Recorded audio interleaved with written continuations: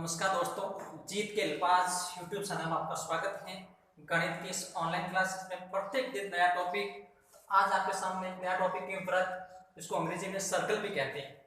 वैसे तो आपने देखा होगा अपने आसपास बहुत सारी वस्तुएं, चूड़ियां हैं, कोई वाहन होता है उसके पहिए हैं, यानी वृत्ताकार वस्तु अपने आसपास बहुत सारी देखी। परंतु गणित जो होती परिभाषा के हिसाब से वृत्त क्या होता है, कितने भाग होते हैं, वो अपन आज समझने का प्रयास करेंगे। सबसे पहले देखते हैं कि वृत्त क्या होता है, इसकी परिभाषा देखेंगे तो आ जाएगा किसी समतल में स्थित छोटे छोटे बिंदुओं, किसी समतल में स्थित छोटे छोटे बिंदुओं का समुच्चय जो समतल में एक स्थिर बिंदु से समदूरस्थ होता है। अब इसमें स्थिर बिंदु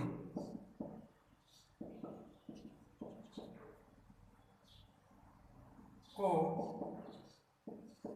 वृत्त, स्थिर बिंदु को वृत्त का केंद्र तथा केंद्र से वृत्त के प्रत्येक बिंदु की दूरी को त्रिज्या कहते हैं, जिसको अंग्रेजी में अपना आर से रेडियस से व्यक्त करेंगे। ये एक परिभाषा है। आप देख सकते हैं किसी समतल में स्थित, जैसे बोर्ड पूरा समतल है, आपको दिख रहा है पूरा प्लेन है, समतल है, तो समतल में स्थित छोटे छोटे बिंदुओं का समुच्चय जो समतल में एक स्थिर बिंदु, एक बिंदु फिक्स होगा, स्थिर बिंदु से समदूरस्थ, ये जो बिंदु होंगे वो एक स्थिर बिंदु से समान दूरी, समदूरस्थ मतलब समान दूरी पर होता है, इसे वृत्त कहेंगे। और जो स्थिर बिंदु होता है वृत्त के अंदर, उसको अपन वृत्त का केंद्र तथा केंद्र से वृत्त के प्रत्येक बिंदु की दूरी को त्रिज्या कहते हैं, जो वृत्त की त्रिज्या। जब देखते हैं ये पूरा प्लेन है, समतल है, परिभाषा के साथ देखेंगे तो समतल में स्थित ये जैसे छोटे छोटे बिंदु हैं, अपन देख सकते हैं समतल में स्थित छोटे छोटे बिंदुओं का समुच्चय। पहले तो छोटे छोटे बिंदु दे रखे आपके सामने, अब इसका समुच्चय सभी को बिंदुओं पर मिलाएंगे तो हमें जो आकृति प्राप्त होगी वह एक वृत्त कहलाएगी।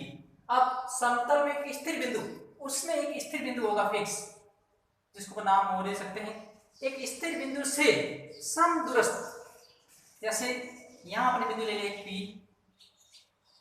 अब ये जो स्थिर बिंदु है वो तो आ जाएगा केंद्र।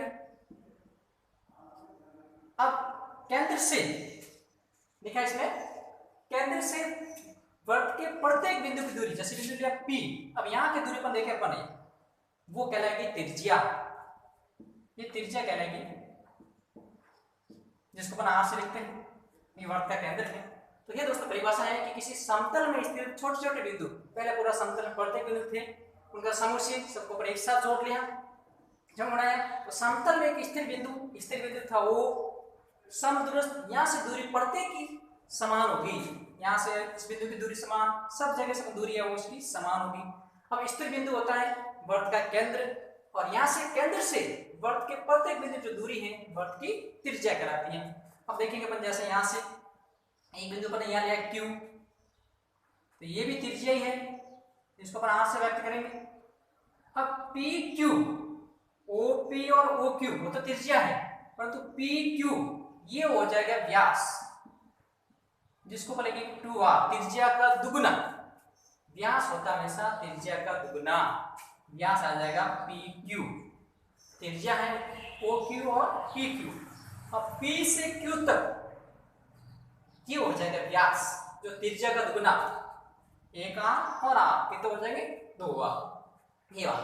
अब अपन देखते हैं कि ये जो वृत्त है वो इस समतल को कितने भागों में बांटता है। तो अपन जानते हैं कि वृत्त है वो समतल को 3 भागों में विभाजित करता है। यहाँ थोड़ा सा अपन ध्यान देंगे, वृत्त है वो समतल को 3 भागों में विभाजित करता है।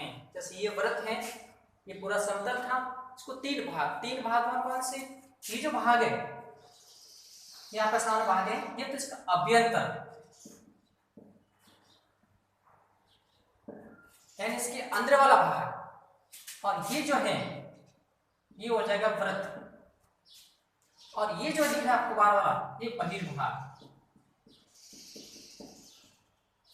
वृत्त हमेशा समतल को 3 भागों में विभाजित करता है। ये जो वृत्त है वो समतल को 3 भागों में, जैसे वृत्त था, तो ये जो अंदर वाला भाग है, अंदर वाला भाग दिख रहा है वो अभ्यंतर है, और ये वृत्त आ जाएगा, और ये जो दिख रहा है बाहर वाला वृत्त के चारों वो हो जाएगा बहिर्भाग। कहने का तात्पर्य है कि वृत्त है वो समतल को 3 भागों में विभाजित करता है। और कुछ देखते आगे, इसमें जीवा क्या होती है, चाप क्या होते हैं, वृत्तखंड क्या होते हैं, इसके बारे में अपन देखेंगे। सबसे पहले देखते हैं अपन इसमें जीवा की जानकारी जरूरी है। वृत्त की जीवा क्या होती है, वृत्त की जीवा तो बात करेंगे अपन वृत्त में।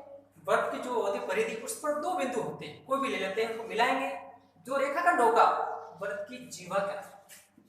इसमें देखते हैं अपन वृत्त पर स्थित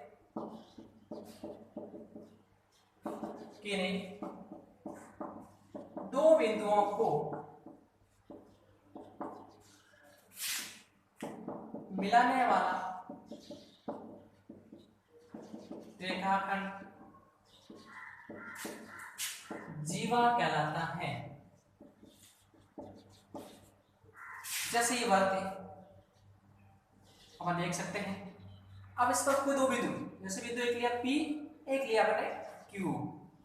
अब जैसे इनको मिलाएंगे तो PQ क्या हो जाएगी, जीवा। वृत्त पर स्थित किन्हीं 2 बिंदुओं को मिलाने वाला रेखाखंड, जो रेखाखंड खींचेंगे अपन तो इसकी जीवा कहलाती है। तो PQ इसकी जीवा। और एक प्रश्न और आता है कई बार कि वृत्त की सबसे बड़ी जीवा व्यास होती है, ये सबसे बड़ी जीवा है, जिसको अपन नाम ये भी दे सकते हैं, क्योंकि ये वृत्त के केंद्र से गुजरती है। ये प्रश्न आता है, वृत्त की सबसे बड़ी जीवा, वृत्त का व्यास होता है।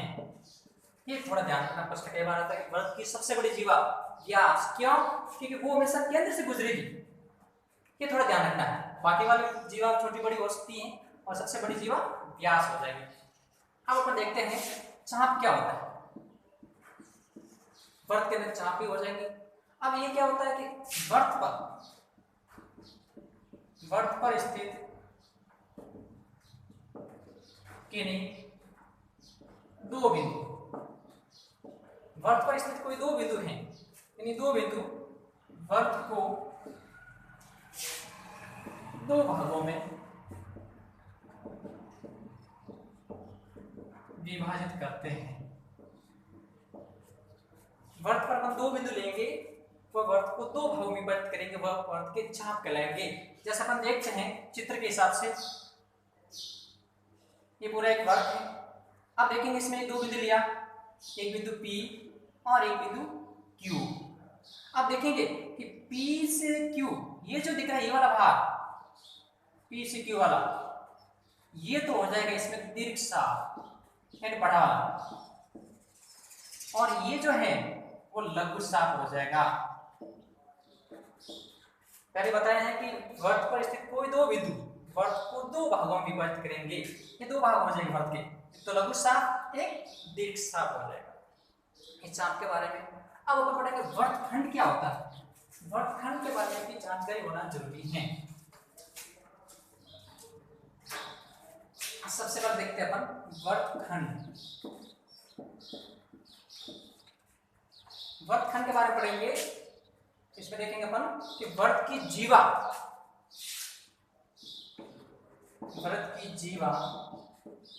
वृत्त को 2 भागों में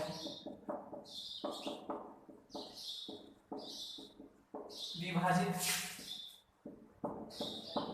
करती है।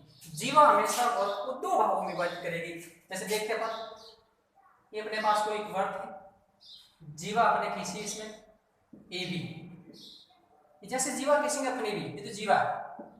अब जीवा खींचते वर्त के दो भाग हो गए, एक तो आपके सामने दिख रहा है लघु वर्तखंड, और ये हो जाएगा दीर्घ वर्तखंड।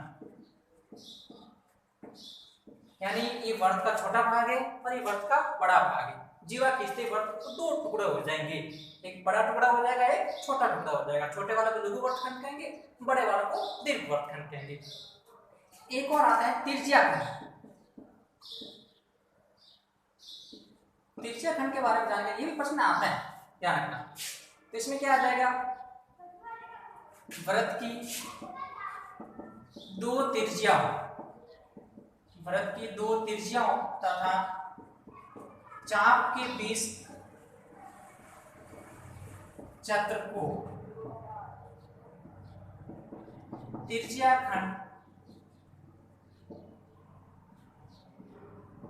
कहते हैं।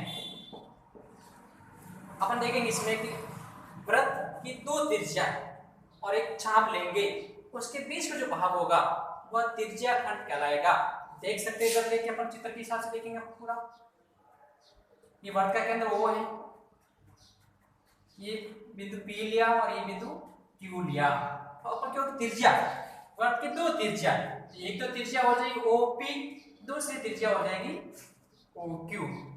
दूसरा बात इसमें क्या आता है, चाप। चाप कौन सा हो जाएगा इसमें, PQ। ये तो आ जाएगा चाप, तिर्ज्या, ये भी तिर्ज्या। इसके बीच का जो क्षेत्र होता है, ये आपको जो दिख रहा है, वो हो जाएगा इसमें तिर्ज्या खंड, ये हो जाएगा तिर्ज्या खंड। अब इसमें तिर्ज्या खंड दो हो जाएंगे, ये तो हो जाएगा लघु तिर्ज्या खंड, ये हो जाएगा दीर्घ तिर्ज्या खंड, क्योंकि ये भी दो तिर्ज्या है और ये दीर्घ साफ है, तो ये तो हो जाएगा इसमें दीर्घ तिर्ज्या खंड, और ये हो जाएगा इसमें लघु तिर्ज्या खंड। तिर्ज्या खंड भी दो होते हैं, लघु तिर्ज्या खंड और दीर्घ तिर्ज्या खंड। तो ये जो वर्त की सामान्य जानकारी थी, वर्त क्या होता है, वर्त समतल को कितने भागों में विभाजित करता है, जीवा क्या होती है, व्यास क्या होता है, चाप क्या होता है, वर्तखंड क्या होता है, तिर्ज्या खंड क्या होता है, ये सामान्य जानकारी वर्त के बारे में थी। समझ में आई होगी आपको, ये बहुत महत्वपूर्ण है, काम आएगी। अगले स्टेप में अपन देखेंगे वर्त की क्षेत्रफल क्या होता है, परिधि क्या, उसके बारे में पढ़ेंगे। तब तक के लिए धन्यवाद।